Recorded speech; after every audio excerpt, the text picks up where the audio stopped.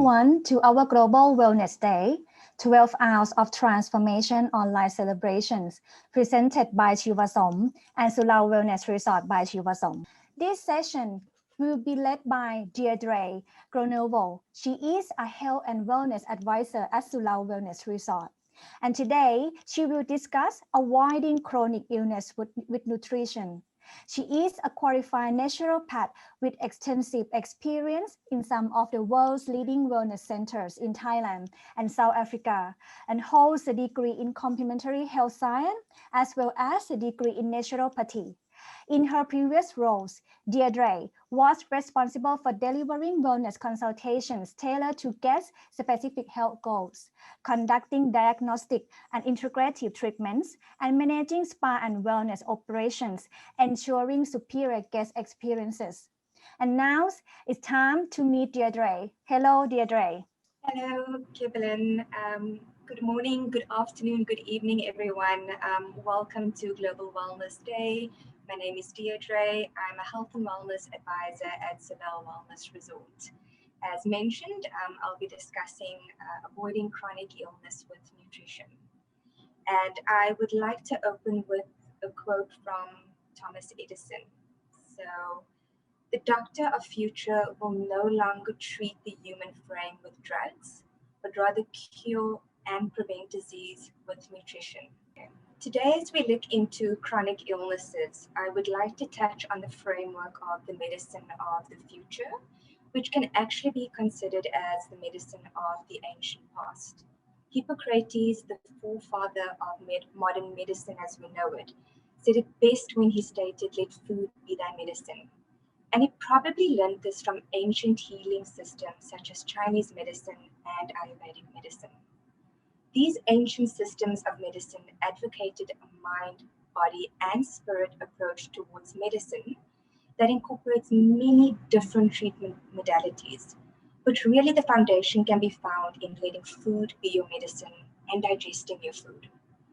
There are lots of quotes and different sayings on how important it is to eat properly and to have a good digestion, and that this is at the core of your health and that everything else is complementary.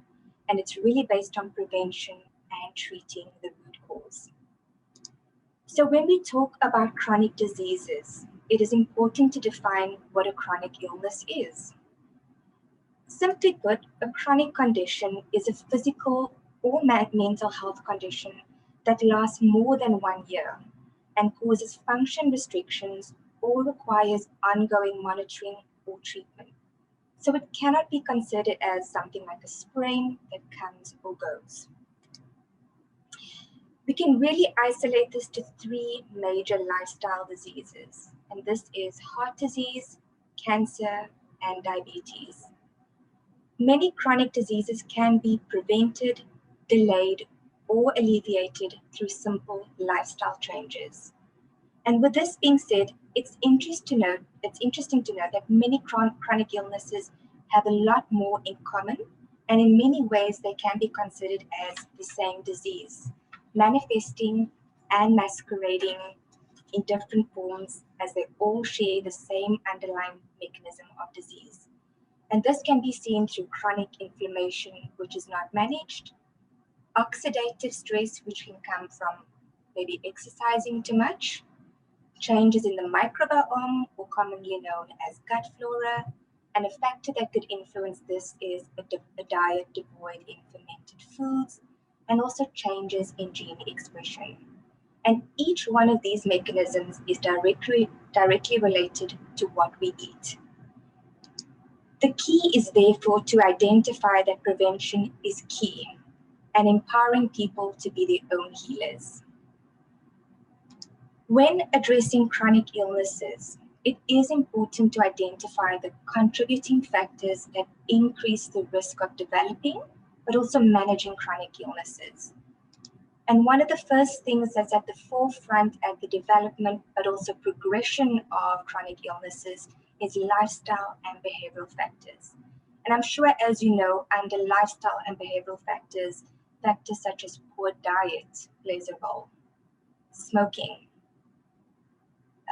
sedentary lifestyle where one is not exercising enough, even factors that impact mental health, and specifically the connection between loneliness, health, and chronic condition has been highlighted. Some studies have actually shown that loneliness has the same effects to that of smoking and obesity. The progression of chronic diseases can also be attributed to medication non-adherence, as many patients end up paying out of pocket. Gender also plays an influence on how chronic disease is viewed and treated, and it is typically seen that men delay seeking professional help in the onset of disease as it is not seen as a manly thing to do. One of the other factors that could play a role in driving chronic illnesses is nutrient deficiencies, and this can either be attributed to malabsorption caused by irritable bowel disease or irritable bowel symptoms, or quite simply a diet which is devoid in nutritious foods. Imbalances in the gut flora, which plays a role in how we digest and absorb nutrients, can also play a role in factors that drive illnesses. Social factors such as socio-economic factors that determines our ability to buy nutritious foods also plays a role, and then personal impact as well. So just to explore this a little bit more, I'd like to look at the role of diet and health and wellness and illness, sorry. So the food you eat can either be the safest and most powerful form of medicine, or it can be the slowest form of poison. And this is a thing which is really fascinating, as Western medicine often deals with symptoms of the problem or treating symptoms once a chronic disease has manifested, whereas in alternative medicine, that's step number 6, and it goes back to step 1, where we think about prevention, or perhaps if you're on a certain trajectory that it doesn't mean that you're predestined to end up there, but that you can take certain steps with your diet, activity, eliminating toxins, and so on. The focus, therefore, on foods which are in a whole food state, fresh and organic, cannot be further emphasized. And this is not only necessary for health, but that it can really be used as a treatment for very serious illnesses, where we bring the body back into balance and vibrancy and into a state of vitality. And it's important to know that every cell in our body has a shelf life, and what we feed our body in terms of nutrition plays a role in our body's ability to repair and heal itself, and also to combat illnesses where that's concerned. Although food is the most important factor, for some people, however, eating the right foods is not enough and brings back the concept that one size does not fit all. I'm sure you've all heard of the saying, you are not what you eat, but you are what you absorb. And this really gets to the point of digesting your food. And there is a concept in Chinese medicine referred to as the digestive fire. And what it is really talking about is the body's ability to extract the good things from food and to expel the waste product, and to do this smoothly and easily. And when we get ill, this ability starts to weaken, and we end up not feeling fully nourished and able to easily eliminate, holding on to toxins and to waste. So the most foundational thing you can do is to build up your digestive fire. And sometimes when people's digestion is very weak, you need to cook the foods in a vessel outside of the body. Where you put the digestive fire back inside of it. So in essence, you're pre-digesting your food so that your weakened power of digestion can be aided by your cooking method. This is also true for foods which are sprouted or fermented, as these foods are kind of pre-digested and it helps the body to digest it. It's also important to touch on the role of the microbiome and what the microbiome means. So the microbiome, if you think of your body as a factory, the function of a healthy microbiome. If you think of your body as a factory and all the things that needs to happen and all the stuff that has to be done by something or someone, and this something or someone can be our microbes.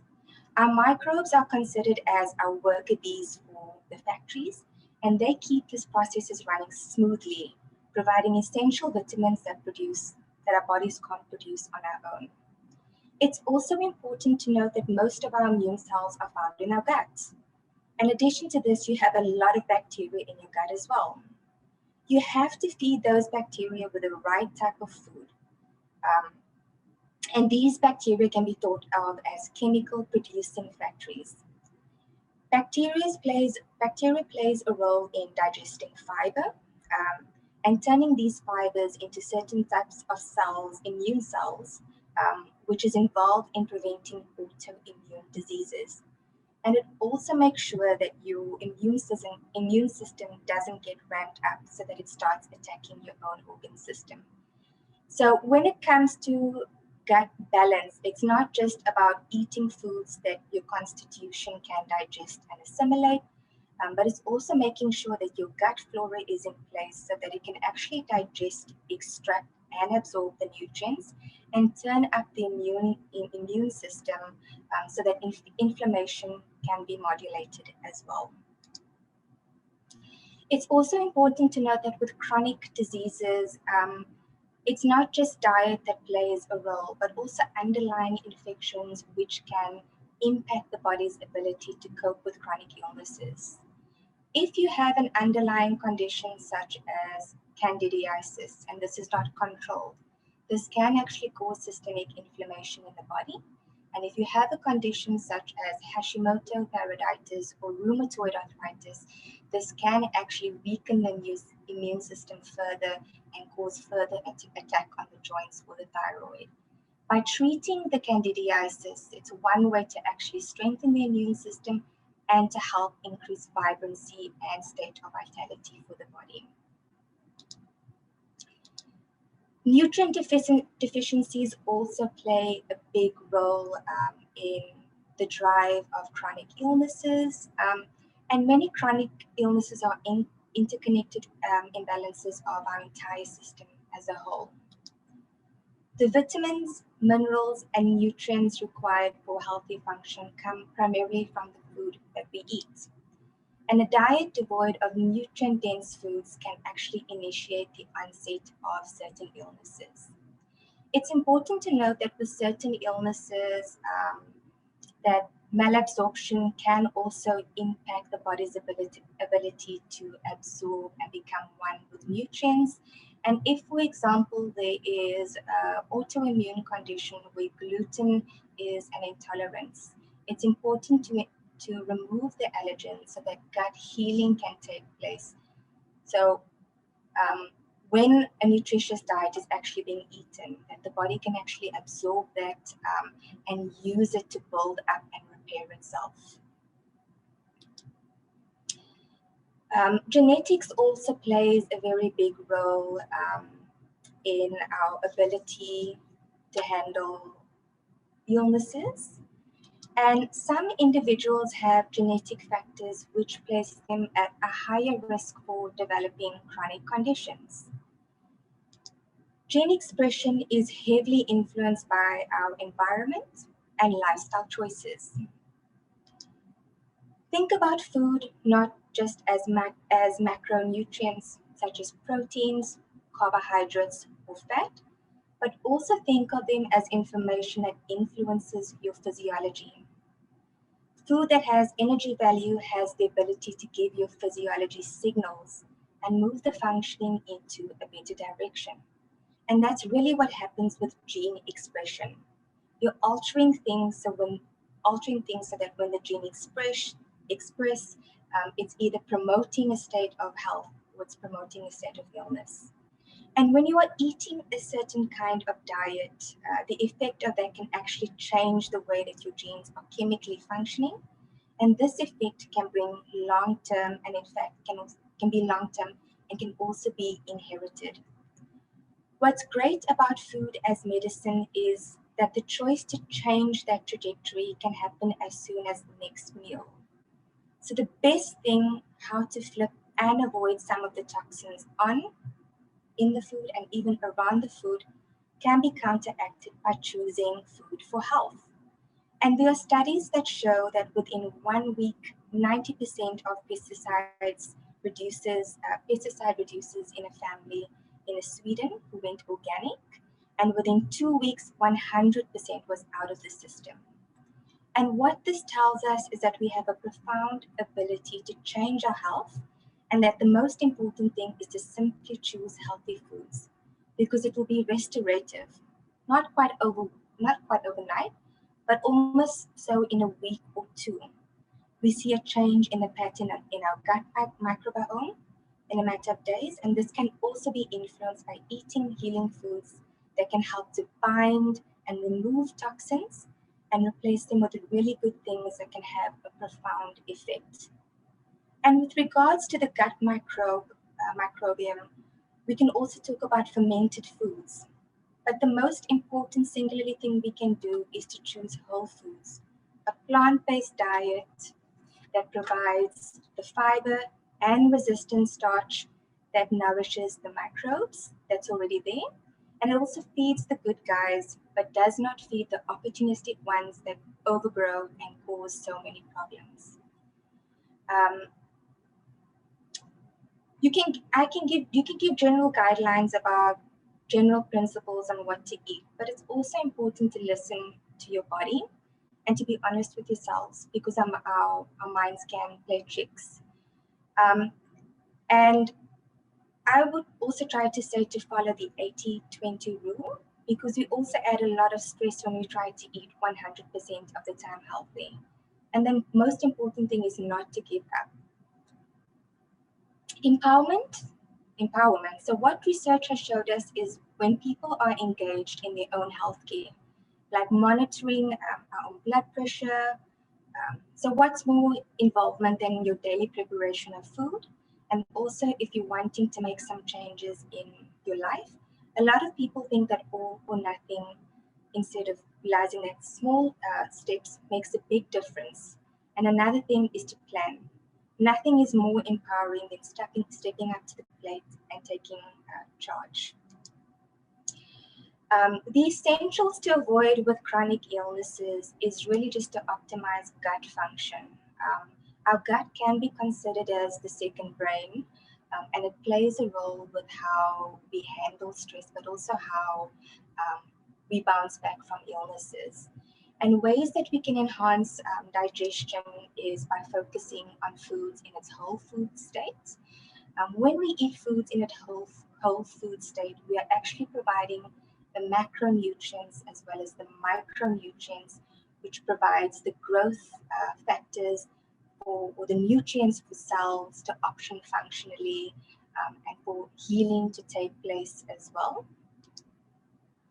Chewing your food is also important, as this stimulates the release of secretory enzymes in the mouth, which signals the digestive system to get started. Focusing on probiotic-rich foods is also important, as this helps to pre-digest food. It helps to manufacture certain nutrients which the body cannot make on its own. And it also plays a role in the production of hormones, which plays a role with how we feel, but also in energy production as well. Digestive enzymes, which can be found by consuming apple cider vinegar, for example, with some water with meals. This is one way to provide enzymes, but also probiotics, which helps to digest and assimilate nutrients. Fermented foods can also be considered as another one, where we look at things such as kombucha, kefir, or sauerkraut, which naturally introduces probiotics in the form of food. And then also introducing culinary herbs in the form of spices or herbal teas that we can have before, during, or after a meal. So an example could be if you're suffering from gassiness or you have abdominal cramps, something like fennel tea could be really well to help with bloating. Or if you're having cramps, something like peppermint tea can be really good to soothe the muscles in the digestive system and help ease the cramps that comes with it. Not only is it important to focus on things that optimizes digestion, but also the importance of eating the right food at the right times plays a very big role. And for many of us, when we do find ourselves in situations where we're feeling quite stressed out, we may find that we have a tendency to skip meals, or we have other crutches that we lean onto, such as over caffeine consumption, smoking, drinking too much. And these are all things that actually triggers the stress responses in the body, and it further drives inflammatory markers in the body. So by working on a principle where we try and advocate and say, let's try and have our first meal within an hour upon rising, and trying to eat every 3 to 4 hours to keep our blood sugar level stable. This is one way to minimize the stress response on the digestive system, one way to reduce the impact of cortisol, which may impact hormonal imbalance, and it's also one way just to keep our satiety levels as well. And with eating the right foods at the right times, for chronic illnesses, in particular conditions such as diabetes, it's important to also look at the combination of foods that we're putting together. So for conditions such as diabetes, where sugar metabolism is quite a big problem, having a balance of a protein, carbohydrate, and a fat is one way to slow down the release of sugar into the bloodstream, keep us fuller for longer, and also control the stress hormones. So eating regular meals 3 to 4 times per day is one way to avoid stress, to enhance digestion, and to reduce inflammation in the body. Focusing on antioxidant-rich foods, which actually helps to combat the negative effects of stress, poor digestion, lack of exercise on the body. And this basically helps to reduce the free radicals that naturally gets produced from the cells when we're not eating healthy, when we're over-exercising. And this also just reduces inflammation in the body. And antioxidants rich foods come predominantly from plant-based foods. So this could be our whole grains, our legumes, our nuts and seeds, but also our colorful fruits and vegetables. And in particular, our dark colored fruits and vegetables, such as our leafy greens, our purple and red fruits and veggies, such as berries, red cabbage, red wine in moderation is one way to increase your antioxidant consumption. Green tea can also be considered as an antioxidant. And then last but not least, to focus on foods which help to reduce the inflammatory response in the body. And it's important to note that inflammation is a normal response that happens, and it's actually there to help trigger the repair and protect mode of the body. And in acute inflammation, such as a 4-hour marathon run, acute inflammation normally happens to signal the body that repair work needs to take place. However, in chronic inflammation, such as conditions such as Hashimoto thyroiditis or rheumatoid arthritis, these type of conditions are often driven by food allergies, which triggers inflammation in the gut. And when these allergies are not removed and treated and the gut is not repaired, it can actually drive low-grade inflammation in the body. So by introducing foods which can reduce inflammation in the body, this is also one way we can reduce markers that raises our response for developing illnesses.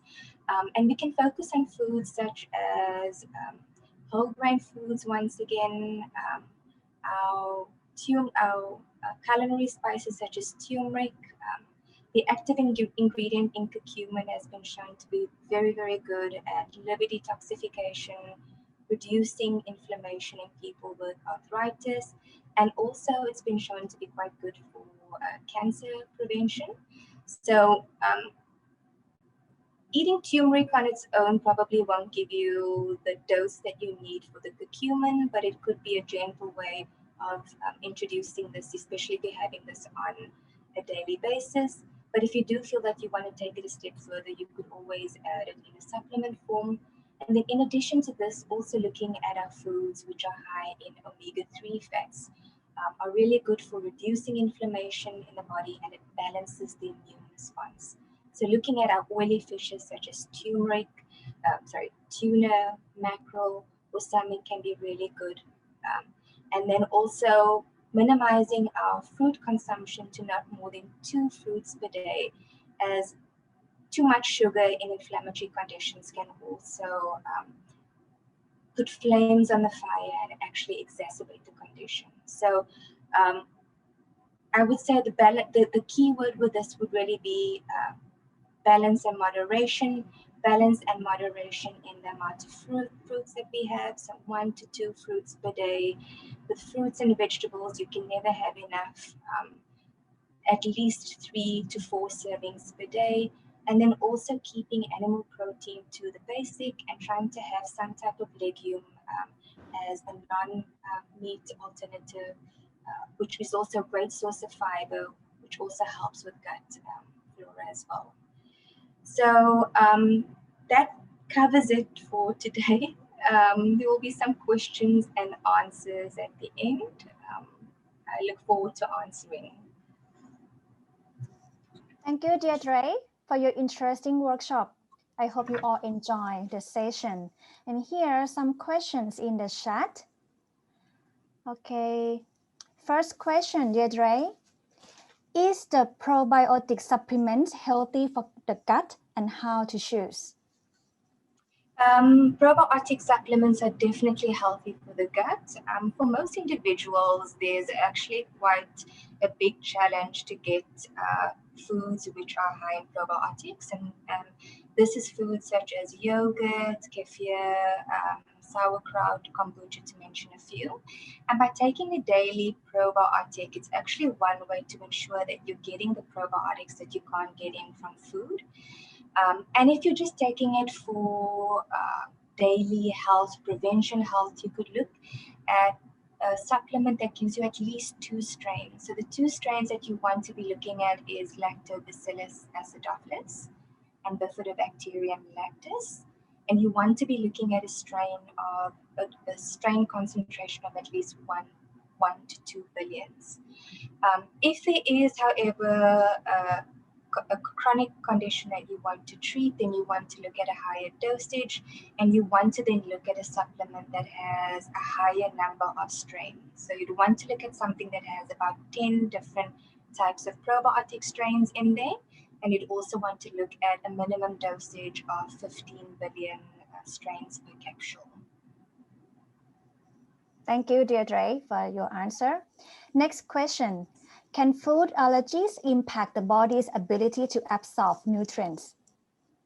Definitely. If you have a food allergy, what happens is your body actually triggers the immune system to activate white blood cells, and this white blood cells basically says that this is a foreign invader and that we need to get rid of it. And what happens is when there's an inflammatory response in the body actually says we need to prevent this, or we need to contain the infection and prevent it from spreading, and it causes heat and swelling to prevent further contamination. Unfortunately with that, when we consume foods that are considered as allergies for a long period of time, and we don't allow our gut to heal from it, what eventually can happen is that we lose loss of function. And when there's loss of function in the small intestine, we are unable to absorb nutrients and become one with it. So then the saying of you are what you eat doesn't apply, because in that regard, your body is not absorbing what you're eating. Okay, thank you very much. Next question. Is it true that people with chronic illness are at a higher risk of developing a mental illness such as depression? Definitely. Chronic illnesses, most chronic illnesses find its origin in the gut. And when we are not filling our gut with the right foods to boost our immune system, this can impact the ability for the body to produce certain hormones, which helps us to feel happy and relaxed. And it's of interest to note that most of our serotonin production actually takes place in the gut. So when we have low-grade systemic inflammation taking place on a long-term basis, we actually impact the body's ability to produce serotonin. And when that happens, the brain does not get a signal to bind to serotonin. And this can definitely impact the way we feel and also the way we relate to other people on a day-to-day basis. So yes, to answer your question, chronic illnesses and managed chronic illnesses can definitely have a negative impact on mental health. Okay, thank you, Deirdre. I do believe we already provided our answer to everyone. So thank you again for all your questions. Thank you again for joining us. We hope you enjoyed the session and have learned some useful tips from today.